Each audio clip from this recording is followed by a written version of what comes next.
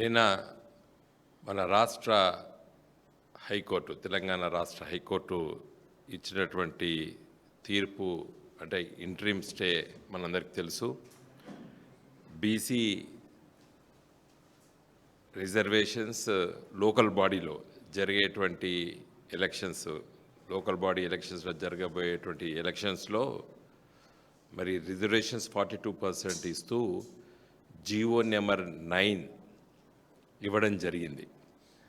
దానిపైన మరి కొంతమంది హైకోర్టులో కేసు వేయడము, అది సుదీర్ఘంగా మరి వాదనలు జరగడము, నిన్న సాయంకాలము మరి స్టే ఇవ్వడము, ఆ ఎన్నికల్ని మరి షెడ్యూల్ అనౌన్స్ చేసి నిన్న ఉదయం పూట నామినేషన్లు ప్రక్రియ మొదలైన దాన్ని రద్దు కూడా రాష్ట్ర ఎన్నికల కమిషన్ చేసిన విషయం మనందరికీ తెలుసు, రాష్ట్ర ప్రజలకు తెలుసు. కానీ నిజంగా అయితే నా దృష్టిలో తెలంగాణ రాష్ట్ర ప్రజలు దసరా ముందే దీన్ని రిజెక్ట్ చేసేసారు. ఈ జీవోని ఎక్కడ కూడా స్పందన లేదు, ప్రజలు ఎవ్వరు నమ్మలేదు. ఈ రేవంత్ రెడ్డి గారు ఇచ్చినటువంటి ఈ జీవో ద్వారా ఎన్నికలు జరుగుతాయని చెప్పి తెలంగాణ రాష్ట్ర ప్రజలు ఎవ్వరూ నమ్మలేదు. ముఖ్యంగా బీసీ సోదరులు గ్రామాల్లో కూడా నమ్మలేదు. ఎందుకంటే రేవంత్ రెడ్డి కానీ కాంగ్రెస్ ప్రభుత్వము చిత్తశుద్ధితో బీసీలకు రిజర్వేషన్లు ఇచ్చినట్టు మరి ప్రజలు నమ్మలేదు.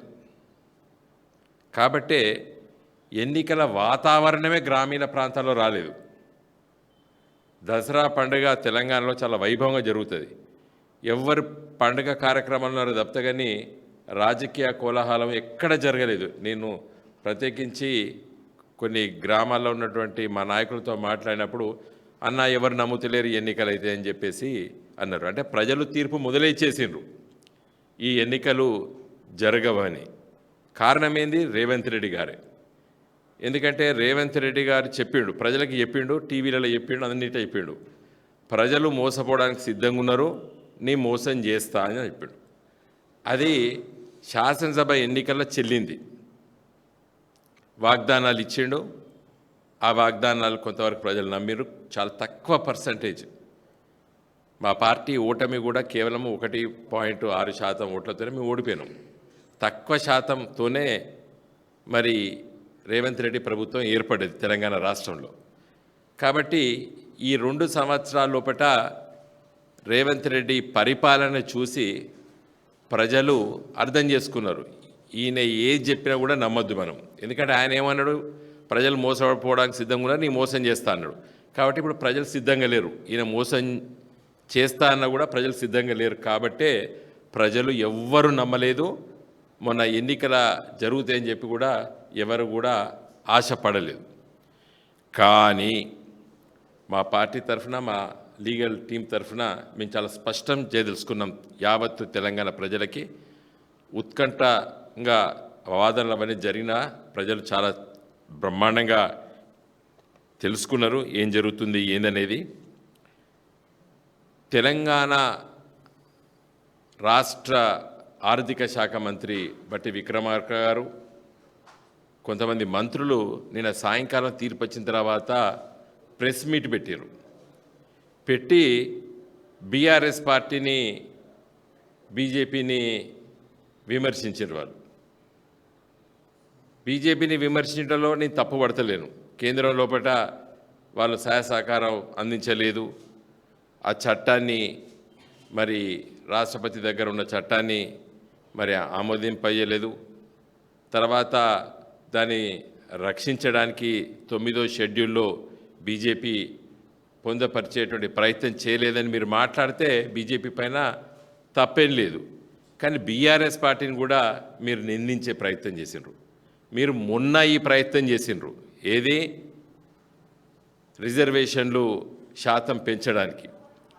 టీఆర్ఎస్ ప్రభుత్వం నాడు మరి కేసీఆర్ గారి నాయకత్వాన ఏప్రిల్ 2017లో పట్టినే చట్టం చేసి ఎస్సీ ఎస్టీ రిజర్వేషన్లు పెంచాలి. ఎందుకంటే తెలంగాణ రాష్ట్రం ఏర్పడిన తర్వాత వారి సంఖ్య శాతం పెరిగిందని చెప్పి ఒక నిర్ణయం చేసి శాసనసభలో బిల్లు పాస్ చేసి కేంద్ర ప్రభుత్వానికి పంపిస్తే మరి అది గవర్నర్ గారు ఢిల్లీకి పంపించడం, ఢిల్లీలో రాష్ట్రపతికి పంపించడం, రాష్ట్రపతి కార్యాలయం హోమ్ మినిస్టర్కి పంపించడం.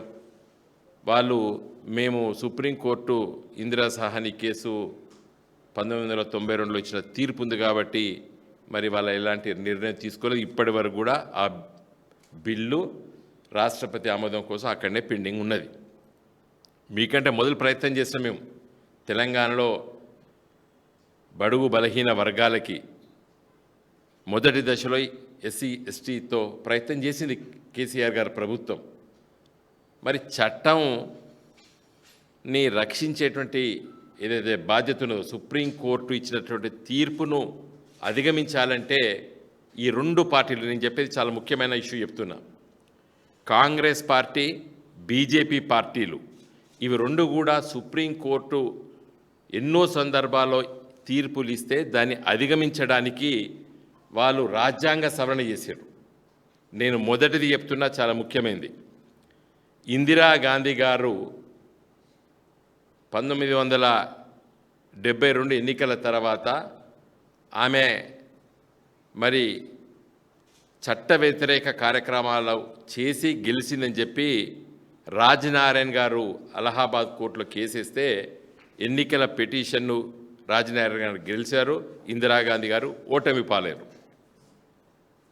మరి ఆ తీర్పు అమలు చేయాలి అంటే ఇందిరాగాంధీ రాజీనామా చేయాలి, ప్రధానమంత్రిగా రాజీనామా చేయాలి. ఇందిరాగాంధీ ఏం చేసింది? రాజ్యాంగ సవరణ చేసి, రాజ్యాంగ సవరణ 39th అమెండ్మెంట్ చేసి ఆ తీర్పును అధిగమించే విధంగా రాజ్యాంగ సవరణ చేసింది. రాష్ట్రపతి స్పీకర్కే ఉండేటువంటి ప్రొటెక్షన్ ఏదవుతుందో దాన్ని ప్రైమ్ మినిస్టర్ అనేటువంటి పదాన్ని కూడా రాజ్యాంగంలో పొందుపరిచి రక్షణ తీసుకుంది ఇందిరాగాంధీ. అంటే ఒక వ్యక్తి కోసం కాంగ్రెస్ పార్టీ రాజ్యాంగ సవరణ చేసింది. మరి ఈ కృష్ణమూర్తి కేసు ఎప్పుడొచ్చిందండి? 2010లో తీర్పు వచ్చింది, సుప్రీంకోర్టు ఇచ్చింది 50% కంటే ఎక్కువ దాటొద్దని. మరి మీది అప్పుడు కాంగ్రెస్ ప్రభుత్వమే కదా, సోనియమ్మనే కదా పరిపాలిస్తుంది, మన్మోహన్ సింగ్ గారి ప్రధానమంత్రిగా. మీరు ఏం ప్రయత్నం చేసిండ్రు? మీ పార్టీ ప్రధానమంత్రి ఇందిరాగాంధీ కోసం రాజ్యాంగ సవరణ చేసుకుంటారు, తీర్పులు ఇస్తే ఆ తీర్పుల్ని అధిగమించేటువంటి ప్రయత్నం చేసినటువంటి కాంగ్రెస్ పార్టీ మరి కృష్ణమూర్తిగా ఇచ్చినటువంటి వారి ఆ కేసులో సుప్రీంకోర్టు ఇచ్చినటువంటి తీర్పును అధిగమించడానికి మరి బీసీలకు, ఎస్సీలకు, ఎస్టీలకు ఆ రాష్ట్ర ప్రభుత్వాలు లోకల్ బాడీస్ లోపల పర్సంటేజ్ పెంచితే కోర్టు తీర్పులను అధిగమించే విధంగా మరి షెడ్యూల్ 9లో ఎందుకు పొందపరిచే ప్రయత్నం కాంగ్రెస్ పార్టీ చేయలేదు? సో కాంగ్రెస్ పార్టీ ఇందిరాగాంధీ కోసం రాజ్యాంగ సవరణ చేసింది కానీ బీసీల కోసం చేయలేదు, ప్రయత్నం కూడా చేయలేదు. ఇలా రాహుల్ గాంధీ గారు దేశవ్యాప్తంగా తిరుగుతాడు. నేను రాహుల్ గాంధీ గారిని అడుగుతున్నా, పార్లమెంట్లో నేను అప్పుడు 2014 నుండి 19 వరకు నేను ఎంపీని. ఇంకో రాహుల్ గాంధీ గారు పార్లమెంట్లో మోడీ గారిని కౌలించుకున్నాడు. మోడీ గారిని ఆయన సీటు దగ్గర పోయి కౌలించుకున్నాడు. ప్రధానమంత్రి మోడీ గారిని లోక్సభలో పోయి కౌలించుకున్నాడు రాహుల్ గాంధీ. మరి ఇప్పుడు అట్లే కౌలించుకో, బిల్లు పెట్టు, రిక్వెస్ట్ చేయి మోడీ గారిని అఫీషియల్ బిల్లు పెట్టమని, లేకపోతే నువ్వు ప్రైవేట్ మెంబర్ బిల్లు పెట్టు. ఈ సుప్రీంకోర్టు ఇచ్చినటువంటి తీర్పును అధిగమించి ఎస్సీలు, ఎస్టీలు, బీసీలకి మరి వాళ్ళ జనాభా రీత్యా ఉండాలని చెప్పి పెట్టొచ్చు కదా కాంగ్రెస్ పార్టీ. ఈ రాహుల్ గాంధీ గారు ఢిల్లీలో చేసే ప్రసంగాలు, రేవంత్ రెడ్డి గారు తెలంగాణలో చేసే ప్రసంగాలు అన్నీ కూడా మోసపూరితమైనటువంటి ప్రసంగాలు, ఆచరణ శూన్యం. ఇది ప్రయత్నం చేసిండ ఇప్పటివరకు కాంగ్రెస్ పార్టీ. ఇవాళ పార్లమెంట్లో opposition leader, LOP leader of opposition, cabinet minister rank ఉంటుంది. ఒక్కసారైనా పార్లమెంట్లో సుప్రీంకోర్టు ఇచ్చే తీర్పును అధిగమించే విధంగా దాన్ని ఓవర్కమ్ కావడానికి మరి మేము ప్రయత్నం చేస్తున్నాము అని చెప్పి ఒక్కసారైనా రాహుల్ గాంధీ మాట్లాడిండా? ఖార్గే గారు మాట్లాడినరా? కాబట్టి కాంగ్రెస్ పార్టీకి చిత్తశుద్ధి లేదు. నవ్విండ్రు ప్రజలు. జీవో ద్వారా సుప్రీంకోర్టు తీర్పును అధిగమించచ్చా? ఏమనుకున్నారు? పిచ్చోళ్ళు అనుకున్నారా ప్రజల్ని? మిస్టర్ రేవంత్ రెడ్డి, ఎట్లా వస్తుంది అది? మా దగ్గరికి మా పార్టీ నాయకుల దగ్గరికి మా వాళ్ళు మరి మాకు బీఫామ్ ఇస్తారా, అది ఇస్తారంటే అసలు కానే పోదని మొదలు చెప్పారు. ఎందుకంటే రాజ్యాంగంతో నడుస్తుంది ఈ దేశం. ఎట్లా పడితే అట్లా జరగదు.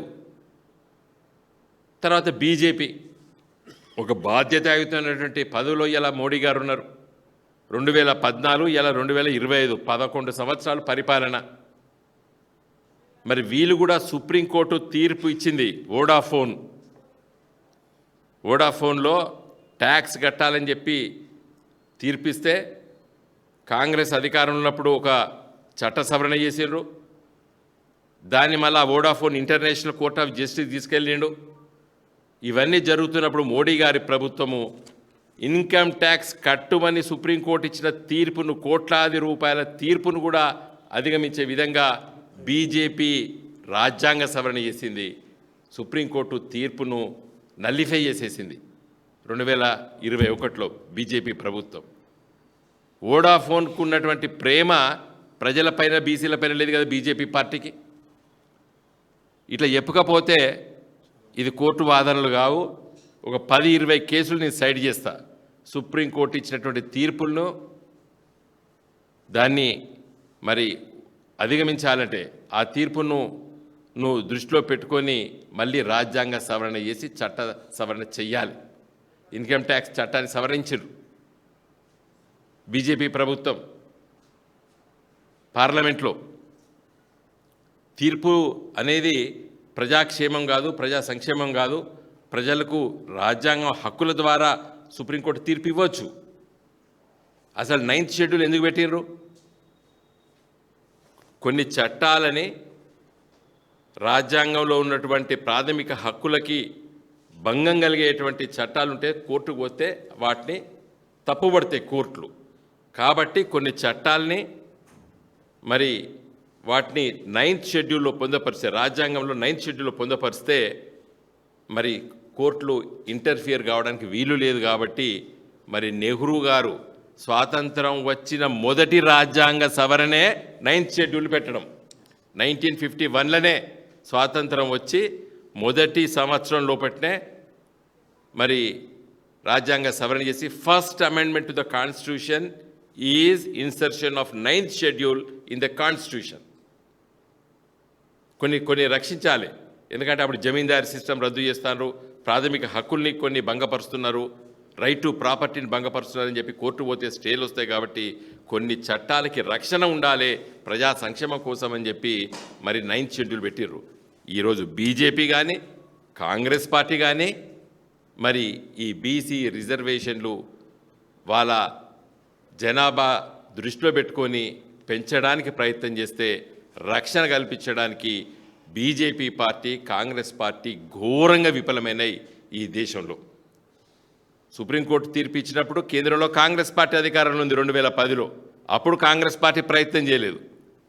ఇలా వోడాఫోన్ లాంటి వాళ్ళకి ఇన్కమ్ ట్యాక్స్ ఎగ్గొట్టడానికి రాజ్యాంగ సుప్రీంకోర్టు తీర్పును అధిగమించి మరి చట్ట సవరణ చేసింది బీజేపీ పార్టీ. బీజేపీ ఇంకా చాలా చేసింది. National commission for backward classes 103 amendment ద్వారా ఏం చేసిందంటే మరి మేమే ఆ త్రిబుల్ టెస్ట్ ఉన్నాయి కదా, డెడికేటెడ్ కమిషను, ఎంక్వైరీ చేయడము, ఇవన్నీ చేసే ప్రయత్నము కేంద్ర ప్రభుత్వంలో ఉన్నటువంటి రాజ్యాంగబద్ధమైనటువంటి national commission for backward class చేస్తుందని చెప్పి అమెండ్మెంట్ చేసి వాళ్ళు రక్షణ తీసుకున్నారు. మరి సుప్రీంకోర్టు తన తీర్పులో 2021లో okay fine you can go head అన్నారు. మళ్ళీ తర్వాత ఆ తీర్పును అధిగమించడానికి అయ్యో ఆ బాధ్యత మా నెత్తి మీద ఎందుకు, ఏ రాష్ట్రానికి ఆ రాష్ట్రానికి ఇస్తామని చెప్పి మళ్ళీ స్టేట్ కమిషన్స్కి, బీసీ కమిషన్స్కి ఆ అధికారాన్ని మళ్ళీ రాజ్యాంగ సవరణ చేసి 105 ప్రకారంగా ఇచ్చింది. అంటే బీజేపీ ఆ బాధ్యత నుంచి తప్పించుకున్నది. ఏది ఎన్యూమరేషను, బీసీల ఎన్యూమరేషను, వాళ్ళ లెక్కలన్నీ ఉన్నాయి కదా, ట్రిపుల్ టెస్ట్, ఎంపిరికల్ డేటా, తర్వాత వాళ్ళ ప్రపోర్షన్ ఎంత, వీటన్నిటిపైన ఆ డెడికేటెడ్ కమిషను ఆ ఎంపిరికల్ డేటా తీసుకోవడం బాధ్యత మాకెందుకని తప్పించుకున్నది బీజేపీ పార్టీ రాజ్యాంగ సవరణ చేసి. సుప్రీంకోర్టు తీర్పు ఉన్నప్పటికీ సుప్రీంకోర్టు ఏం చెప్పింది, national commission for backward classes చేయాలని చెప్పి సుప్రీంకోర్టు చెప్తే రాజ్యాంగ సవరణ చేసి దాన్ని అధిగమించి మళ్ళీ రాష్ట్రాలకు ఇచ్చింది. నేను తప్పుపడతలేను రాష్ట్రాలకు ఇవ్వడాన్ని, కానీ మీకు అవసరం ఉన్నప్పుడు సుప్రీంకోర్టు తీర్పుల్ని నల్లిఫై చేస్తున్నారు, మీకు ఇది అవసరం లేదనిపిస్తుంది. మెజారిటీ ప్రజలు, బీసీలు, ఎస్సీలు, ఎస్టీలు, ఈ దేశంలో ఉన్నటువంటి బడుగు బలహీన పేద వర్గాల సంక్షేమం కోసం మరి అడ్డొచ్చేటువంటి సుప్రీంకోర్టు తీర్పుల్ని అధిగమించడానికి రాజ్యాంగ సవరణ కాంగ్రెస్ పార్టీ చేయలేదు, బీజేపీ పార్టీ చేయలేదు. ఏమనంటే మా మీద దాడి చేస్తారు. ఈయనమాట మేమట పోయి ఇక్కడ ఇంప్లీడ్ కావాలట, పొన్నం ప్రభాకరును ఆయన చెప్తాడు బట్టి విక్రమార్కర్, మీరు పోయి డ్రామాలు చేసినారు. నిన్న హైకోర్టులో పట కోర్టు హాల్కి పోయి మంత్రులు పోయి ఆడ కూర్చొని ఫోటోలు వీడియోలు తీసి యావత్తు తెలంగాణ ప్రజలకి ఏదో మీ పెద్దది గొప్పగా చేస్తున్నారని చెప్పి డ్రామాలు చేశారు. మాది డ్రామా కంపెనీ కాదు, మాది టీఆర్ఎస్ పార్టీ 2017లో పట్టే మేము దీనిపైన కొట్లాడినాం. దాదాపు 8 ఏండ్ల కిందనే మీరు ఇట్లా కొట్లాడినరు, మేము రాజ్యాంగబద్ధంగా కొట్లాడినాం. ప్రధానమంత్రి మోడీ గారి దగ్గరికి కేసీఆర్ గారు వెళ్ళినారు, ఇది 9th షెడ్యూల్లో పెట్టమని చెప్పి ఆ రోజు ఆర్గ్యూ చేసినాం. రాజ్యాంగంలో ఎక్కడ కూడా 50% సీలింగ్ లేదు అని చెప్పి మొదటిసారి మోడీ గారిని నిలదీసినటువంటి వ్యక్తి కేసీఆర్ గారు. మేమే ప్రత్యక్ష సాక్షులం. ఈరోజు మీ దగ్గర కూడా ఉన్నారు కొందరు మా పార్టీలకు వెళ్ళి వేణువులు, అడగండి కేసీఆర్ గారు కాన్స్టిట్యూషన్లో ఎక్కడున్నది 50% సీలింగ్ ఎక్కడున్నది రాజ్యాంగంలో అని చెప్పి కూడా ప్రధానమంత్రి మోడీ గారిని నిలదీసినారు ప్రైమ్ మినిస్టర్స్ ఆఫీస్లో. మేం ప్రత్యక్ష సాక్షులం. సుప్రీంకోర్టు పేరు చెప్పి ఇలా తప్పించుకునే వాళ్ళు కాంగ్రెస్ పార్టీ, బీజేపీ పార్టీ. కాబట్టి నిన్న సుప్రీంకోర్టులో కూడా ఒక పిటిషన్ వేసిండ్రు కొంతమంది, ఇక్కడ హైకోర్టులో కేసిండ్రు. సరే వాళ్ళు వ్యక్తులుగా వేసుకున్నారు, అది వేరే విషయం.